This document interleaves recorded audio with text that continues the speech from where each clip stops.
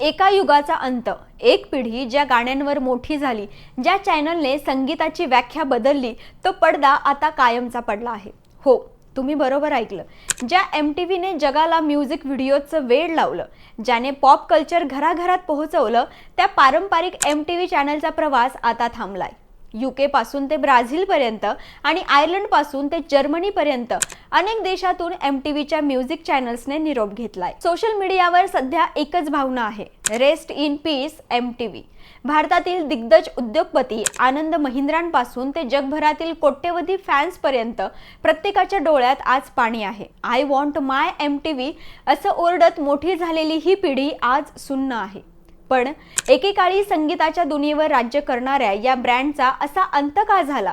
काळाच्या ओघात MTV मागे पडली की बदलत्या तंत्रज्ञानाने तिचा बळी घेतला? चला तर मग पाहूयात MTVच्या त्या सुवर्ण काळापासून ते आजच्या या दुर्दैवी एक्झिट पर्यंतचा संपूर्ण प्रवास. जगाला संगीताचे डोळे देणारा कॅमेरा आज कायमचा बंद झालाय. 44 वर्षांचा तो सोनेरी प्रवास, जो एका पिढीची ओळख होता, तो आज इतिहास जमा झाला. MTV music, MTV 80, MTV 90, club MTV आणि MTV लाईव्ह ही केवळ चॅनल्स नव्हती, तर ती 90च्या दशकातील तरुणाईची लाईफलाईन होती. एका वापरकर्त्याने प्रतिक्रिया देताना म्हटलं, यूट्यूबने MTVला मारले, तर दुसऱ्याने भावनिक विनंती करत लिहिले, आमच्या आठवणी काढून घेऊ नका. एका युगाचा अंत, MTV दुखावले, अशा प्रतिक्रिया सोशल मीडियावर मोठ्या प्रमाणात पाहायला मिळत आहेत. अनेकांसाठी MTV हे केवळ एक चॅनल नव्हते, तर ती एक जीवनशैली होती.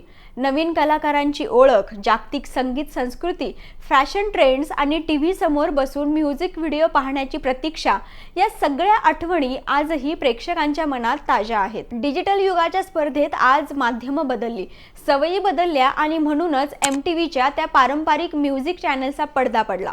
एका सामूहिक अनुभवाकडून वैयक्तिक स्क्रीनकडे झालेला हा प्रवास एका युगाचा अंत आहे.